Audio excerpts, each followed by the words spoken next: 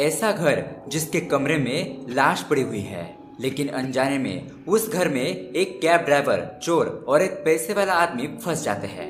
मतलब कि वो घर पूरी तरीके से लॉक हो जाता है। तो दोस्तों, अब इस घर में वो लाश किसकी है और उस आदमी को किसने मारा? क्या ये बाकी के लोग उस घर से सेफली बाहर निकल पाएंगे या फिर उसी घर में उनकी मौत हो जाएगी? यही देखेंगे हम आज की सस्पेंस थ्रिलर कहानी में। इस कहानी में आपको बहुत सारे शॉकिंग ट्विस्ट देखने को मिलेंगे, इसीलिए दोस्तों वीडियो को एंड तक जरूर देखना। आपको भी ऐसे ही अमेजिंग मूवी देखना पसंद है तो हमारे चैनल को सब्सक्राइब जरूर कीजिए, क्योंकि हम आपके लिए ऐसे ही जबरदस्त वीडियो लाते रहते हैं। तो चलिए बिना किसी देरी के शुरू करते हैं आज की कहानी। कहानी की शुरुआत में हम एक आदमी को देखते हैं जो कि पूरी तरीके से नशे में डूबा होता है। ऐसा लग रहा था जैसे कि कुछ समय पहले इसने बहुत सारे फ्री की दारू पी रखी हो। उस आदमी को चोट भी लगी होती है और अगले ही पल वो बिस्तर पर गिरकर बेहोश हो जाता है। अब इसके बाद हमें कुछ घंटे पहले का सीन दिखाया जाता है। यहाँ हम उसी आदमी को देखते हैं जिसका नाम है शेखर। शेखर एक कैब ड्राइवर है और हमेशा की तरह वो अपने नेक्स्ट पैसेंजर के इंतजार में कार में बैठा होता है। तभी शेखर को उसका दोस्त कॉल करता है और कहता है कि अरे भाई, मैंने बियर का इंतजाम कर लिया है, तो जल्दी से आजा, हम एंजॉय करते हैं। असल में आज शेखर और उसके दोस्त का पार्टी करने का मूड होता है। शेखर भी उससे कहता है कि अरे भाई, बस एक लास्ट पैसेंजर है, उसे मैं उसके डेस्टिनेशन पर छोड़कर तुम्हारे पास आ जाऊंगा, फिर हम दोनों मजे से एंजॉय करेंगे। इतना कहकर शेखर अपने पैसेंजर के इंतजार में बैठ जाता है। अब उसे ज्यादा इंतजार नहीं करना पड़ता, क्योंकि कुछ ही देर बाद उसे एक कॉल आता है और उस पैसेंजर ने बताए हुए एड्रेस पर शेखर पहुंच जाता है। अब वो एक बार के सामने होता है और एक बहुत ही बला की खूबसूरत लड़की वहां से बाहर आती है, जिसका नाम होता है उर्वशी। उर्वशी को देखते ही शेखर कुछ देर के लिए उसको देखता ही रह जाता है, क्योंकि वो इतनी ज्यादा सुंदर जो थी। लेकिन तभी शेखर को याद आता है कि ये तो बस मेरी पैसेंजर है और मेरा काम बस इसे उसके डेस्टिनेशन पर छोड़ना है और कुछ भी नहीं। उसके बाद उर्वशी कार में बैठती है और शेखर कार स्टार्ट करता है। अब शेखर फ्रंट मिरर को एडजस्ट करते हुए उर्वशी को मिरर के जरिए देखने लगता है और ये चीज उर्वशी भी नोटिस कर लेती है। फिर वो शेखर को टॉन्ट मारते हुए कहती है कि अच्छा, अचानक तुम्हें मिरर एडजस्ट करने की क्या जरूरत पड़ गई? तो शेखर जवाब देता है कि मैडम, मैंने आपके आंखों में आंसू देखा तो मैं वही कंफर्म कर रहा था कि आप कहीं रो तो नहीं रही। और दोस्तों, ये बात सही भी होती है, क्योंकि उर्वशी थोड़ा उदास थी। फिर उसके कुछ देर बाद उर्वशी कुछ नहीं कहती है और शांत बैठी रहती है। अब आगे उर्वशी उससे पूछती है कि तुम्हारा नाम क्या है? इस पर वो जवाब देता है कि शेखर मैडम। तो उर्वशी हंसते हुए कहती है कि शेखर मैडम, तुम्हारे पिता का नाम मैडम है? और इतना कहकर वो जोर से हंसने लगती है। शेखर भी कहता है कि क्या मैडम, आप मेरा मजाक उड़ा रहे हो? और अब ऐसे ही इन दोनों की बातें शुरू हो जाती है। धीरे धीरे ये दोनों एक दूसरे की बातों में खो जाते हैं और दोनों को एक दूसरे की कंपनी बहुत ज्यादा पसंद आने लगती है। अब शेखर उर्वशी के घर पर पहुंच जाता है, जहां पर उसे उर्वशी को छोड़ना था। लेकिन तभी उर्वशी शेखर को उसके साथ अपने घर पर चलने के लिए कहती है और ये सुनकर शेखर तो शॉक ही रह जाता है। उर्वशी उसे समझाते हुए कहती है कि मुझे लगता है कि तुम बहुत ज्यादा थक गए हो, इसलिए थोड़ा आराम करो और फिर चले जाना। अब ये बात सुनने के बाद किसी के भी दिमाग में लड्डू फूटने लगेंगे, तो इसी तरीके से खुशी के मारे शेखर के दिमाग में भी लड्डू फूटने लगते हैं। वैसे उर्वशी को ज्यादा टाइम नहीं लगता शेखर को कन्विंस करने में। अपनी खूबसूरती और अदाओं से वो उसे अट्रैक्ट कर लेती है और शेखर उर्वशी की बात मानकर उसके घर पर चला जाता है। शेखर मन में कहने लगता है जो होगा देखा जाएगा। अब घर के अंदर आने के बाद उर्वशी का हस्बैंड घर पर नहीं होता और ये बात खुद उर्वशी शेखर को बताती है। आगे शेखर उस घर में ओजो से भी मिलता है, जो कि उर्वशी का पेट डॉग है, और उसे देखकर वो थोड़ा डर भी जाता है। अब उर्वशी उससे पूछती है कि तुम क्या पियोगे, बताओ। तो यहाँ पर हमारा हीरो शेखर उर्वशी से कहता है कि मैं दूसरों के घर में खुद ड्रिंक डिसाइड नहीं करता, आप जो पिलाएंगे मैं वो पी लूंगा। यानी कि वो उर्वशी को ड्रिंक डिसाइड करने के लिए कह रहा था, जिस पर उर्वशी वोडका डिसाइड करती है और अगले ही पल वो दोनों वोडका पीना शुरू कर देते हैं। अब उर्वशी शेखर को सिखाने लगती है कि वोडका कैसे पिया जाता है, वही नींबू और नमक वाले तरीके से। लेकिन मेरे हिसाब से शेखर को वह तरीका समझ नहीं आता, इसलिए लगभग पूरा टल्ली होने के बाद उर्वशी शेखर को वापस से वोडका पीना सिखाने लगती है। पर इस बार उर्वशी ने नमक और नींबू अपने हाथ पर नहीं बल्कि होठों पर रखा था। अब ये देखकर शेखर समझ जाता है कि ये ग्रीन सिग्नल है और वह सीधा जाकर उर्वशी को किस करने लगता है। उर्वशी भी एंजॉय करती है और कुछ देर बाद शेखर की आंख खुलती है। फिर उसे समझ में आ जाता है कि चलो भाई, ये तो कुछ ज्यादा ही हो गया, और फिर शेखर वहां से जाने की तैयारी में लग जाता है। जिस दौरान वो बाथरूम में जाकर फ्रेश होने लगता है और तभी वो किसी वजह से एक दूसरे कमरे में चला जाता है। लेकिन वहां पर जाते ही उसकी धड़कनें रुक जाती है, क्योंकि उस कमरे में शेखर को किसी आदमी की लाश दिखाई देती है और उसे देखकर ऐसा लग रहा था कि उस आदमी का मर्डर हुआ है और किसी ने यहाँ पर इस लाश को छुपाया है। अब ये देखकर शेखर अपने दिमाग में कहने लगता है कि बेटा जल्दी से निकल ले यहाँ से, वरना लेने के देने पड़ जाएंगे। मजे के बाद जो सजा मिलेगी वो बहुत ज्यादा खतरनाक होगी। इसलिए शेखर तुरंत ही उस घर से बाहर भागने लगता है। लेकिन दोस्तों तभी कहानी में आता है ट्विस्ट। उर्वशी का घर एक वॉइस कंट्रोल से चलता है, मतलब कि ये हाईटेक घर है जहाँ पर उर्वशी की आवाज के बिना कुछ नहीं होता, यानी कि उसकी आवाज के बिना अब दरवाजा भी नहीं खुलेगा। तभी उर्वशी गौर करती है कि शेखर यहाँ से भागना चाहता है और उसका कारण उर्वशी को पहले से पता चल चुका था, यानी कि वो लाश, और इसीलिए वो दरवाजा ओपन करने का ऑर्डर नहीं देती और शेखर को समझाने लगती है कि नहीं, मैंने उस आदमी का मर्डर नहीं किया है। लेकिन दोस्तों लाश को देखने के बाद किसके पसीने नहीं छूटेंगे, और ठीक वैसी हालत शेखर की हो गई थी। वो उर्वशी के सामने गिड़गिड़ाने लगता है और उसे दरवाजा खोलने के लिए कहता है। वो और कुछ भी सुनना नहीं चाहता था। इसी बीच अचानक शेखर का सर उर्वशी के चेहरे पर लगता है और उर्वशी वहीं पर बेहोश हो जाती है। अब ये देखकर शेखर की टेंशन तो और भी ज्यादा बढ़ जाती है। वो उर्वशी को उठाने की बहुत ज्यादा कोशिश करता है, लेकिन उर्वशी ने तो कसम खा ली थी कि वो मूवी हिट होने के बाद ही उठेगी, मतलब कि शेखर के इतनी कोशिश करने के बाद भी वो नहीं उठती। तो अब डर के मारे शेखर वहीं पर बैठ जाता है। उसे कुछ समझ नहीं आ रहा था कि वो क्या करे, और तभी एंट्री होती है डेविड की। ये डेविड एक चोर होता है और ये ब्लैक स्पाइडरमैन का मास्क पहनकर घर के अंदर आता है। अब शॉकिंग बात ये होती है कि उस घर के गेट का पासवर्ड इससे कैसे पता। खैर देखते हैं आगे।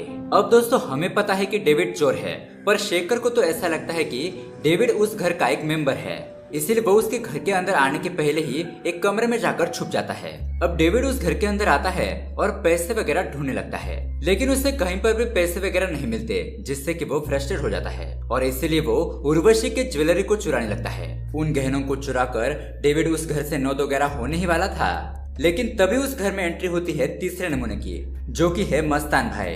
वैसे तो ये एमएलए होता है, लेकिन जल्दी उसके हिसाब से वो नेक्स्ट मिनिस्टर बनने वाला है। मस्तान घर के अंदर आता है और हैरान कर देने वाली बात तो यह है कि उसे भी इस घर का पासवर्ड पता होता है, लेकिन उसे किससे पता चला ये हमें कहानी में आगे पता चलेगा। अब मस्तान को देखकर डेविड उसे इस घर का मालिक समझकर वहां पर छुप जाता है, लेकिन वो गलती से उस कमरे में चला जाता है जिस कमरे में वो लाश थी। अब उस लाश को देखकर डेविड की हालत भी टाइट हो जाती है। उसकी भी वैसी ही हालत होती है जैसे कुछ देर पहले शेखर की हुई थी। दूसरी ओर हम मस्तान को देखते हैं जो कि उर्वशी के लिए पैसे लाया होता है, और ये पैसे किसके लिए है ये हम आगे जानेंगे कि ये क्या मामला है। अब उर्वशी को बेहोशी की हालत में देखकर उसके दिमाग में ये बात आती है कि जो काम मैं करने आया था वो तो यहाँ पर पहले से हो रखा है, चलो इससे अच्छा हो ही क्या सकता है। यही सोचकर मस्तान वहाँ पर बिरयानी खाने बैठ जाता है, जिसके साथ साथ वो ड्रिंक भी करता है। अब खाना खाने के बाद वो वहाँ से जाने की सोचता है, जिसके लिए वो दरवाजे पर लगी हुई मशीन पर पासवर्ड भी डालता है, लेकिन नशे की हालत में होने की वजह से वो बार बार गलत पासवर्ड डाल रहा होता है और इसी वजह से वो सिक्योरिटी सिस्टम करप्ट हो जाता है, और तो और वो पूरा सिस्टम अगले 4 घंटे के लिए लॉक हो जाता है, यानी कि अब ये दरवाजा अगले 4 घंटे के लिए नहीं खुलेगा। वैसे मस्तान को कहीं जाने की जरूरत नहीं थी, क्योंकि उसने इतनी दारू पी रखी थी कि वो वहीं पर बेहोश हो जाता है। फिर मस्तान को बेहोश देखकर डेविड वहां से बाहर आता है और देखने लगता है कि इसे क्या हुआ है।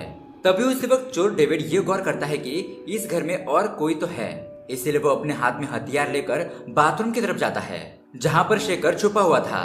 अब डेविड और शेखर एक दूसरे के सामने आते हैं और एक दूसरे को खतरा समझकर अपने हाथों में जो भी चीज आए वो उठाकर मारने के लिए दौड़ने लगते हैं। लेकिन तभी डेविड रुकता है और सच बताता है कि मैं एक चोर हूँ, और शेखर भी बताता है कि मैं तो एक कैब ड्राइवर हूँ। तो फिर इन दोनों की कंफ्यूजन दूर होती है और दोनों ही समझ जाते हैं कि वो यहाँ पर कैसे फंसे। अब जितनी देर में ये दोनों अपनी कंफ्यूजन दूर कर रहे थे, उतने में यहाँ पर मस्तान को होश आ जाता है और उसे ऐसा लगता है कि ये दोनों इस घर में कुछ गलत काम करने के लिए आए हैं, जिस वजह से मस्तान इन दोनों पर हमला कर देता है। और यहाँ पर शॉकिंग बात ये होती है कि ये दोनों मिलकर मस्तान को पीट नहीं पा रहे होते, उल्टा मस्तान ही इन दोनों को बहुत ही अच्छे से सबक सिखाता है। अब ये लोग झगड़ रहे होते हैं, तभी ये तीनों सोचते हैं कि हम लोग क्यों लड़ रहे हैं। अगर अच्छे से सोचा जाए तो किसी ने भी कुछ नहीं किया, और ये बात समझते ही मस्तान रुक जाता है। फिर मस्तान डेविड से पूछने लगता है कि तुम्हारी शक्ल बता रही है कि तुम इस घर के नहीं हो, बोलो तुम यहाँ पर क्या कर रहे हो। तो यहाँ पर डेविड झूठ बोल देता है कि मेरी रोड के उस पार एक कॉफी की शॉप है और बस मैं यहाँ पर मैडम को कॉफी देने के लिए आया था। जिसके बाद मस्तान यही सवाल शेखर से भी पूछता है। शेखर जवाब देता है कि मैं एक कैब ड्राइवर हूँ और मैम को घर पर छोड़ने के लिए आया था। मस्तान फिर थोड़ा गुस्सा होकर शेखर से पूछने लगता है कि तुम घर के अंदर छोड़ने के लिए आ गए थे? कैब ड्राइवर भला घर के अंदर कब से आने लगे? अब ये बात सुनकर शेखर थोड़ा डर जाता है और वो सच बता देता है कि कैसे उसे उर्वशी ने घर पर बुलाया, कैसे उन दोनों के बीच केमिस्ट्री हुई और कैसे वो यहाँ पर फंस गया। अब ये बात सुनकर वो दोनों ही शॉक रह जाते हैं क्योंकि उनकी कहानी भी कुछ ऐसे ही थी। लेकिन अब इससे बड़ा शॉक तो इन्हें अब लगने वाला था, क्योंकि दोस्तों मस्तान उन्हें बताता है कि उर्वशी कब का मर चुकी है। जब मस्तान घर पर आया तब उसने गौर किया कि उर्वशी बेहोश है, लेकिन जब उसने उसके पास जाकर देखा तब उसे पता चला कि ये तो मर चुकी है। अब ये बात सुनकर शेखर भागकर उर्वशी के पास चला जाता है और गौर से देखता है तो उर्वशी सच में सांस नहीं ले रही थी, यानी कि वो सच में मर चुकी है। अब इससे शेखर को लगता है कि उसकी वजह से उर्वशी मर गई, क्योंकि उसकी वजह से ही वो बेहोश हो गई थी और शायद वो चोट उसे इतनी ज्यादा गहरी लगी कि उसी वक्त उसकी मौत हो गई थी। लेकिन यहाँ पर डेविड और मस्तान शेखर को समझाने लगते हैं कि इसमें तुम्हारी कोई गलती नहीं है और ये बस एक हादसा है। उसके बाद ये तीनों मिलकर बात करने लगते हैं कि अब आगे क्या करना है और धीरे धीरे इन तीनों में अच्छी दोस्ती हो जाती है। अब दोस्तों यहाँ पर मस्तान बताता है कि वो यहाँ पर क्यों आया था।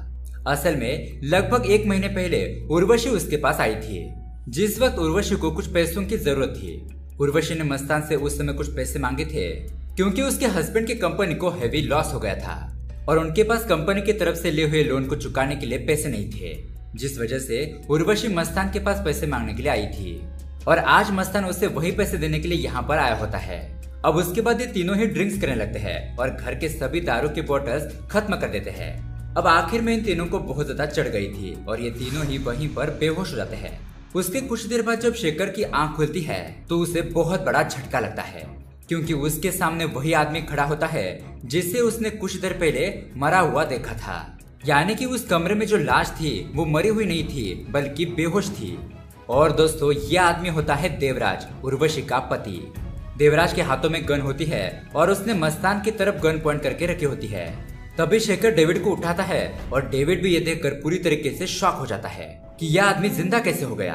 तभी यह आदमी इन दोनों को भी देख लेता है और फिर इन तीनों को गन पॉइंट पर ले लेता है। हालांकि देवराज की हालत बहुत ज्यादा खराब थी, लेकिन वो इन तीनों को यमराज के पास भेजना चाहता था। देवराज उन सबसे पूछता है कि तुम लोग कौन हो और यहाँ मेरे घर में क्या कर रहे हो, जिस पर ये सभी लोग अपना अपना इंट्रोडक्शन देने लगते हैं। लेकिन देवराज को इनका इंट्रोडक्शन कुछ खास पसंद नहीं आता और वो सभी को शूट करके टपकाने का फैसला कर लेता है।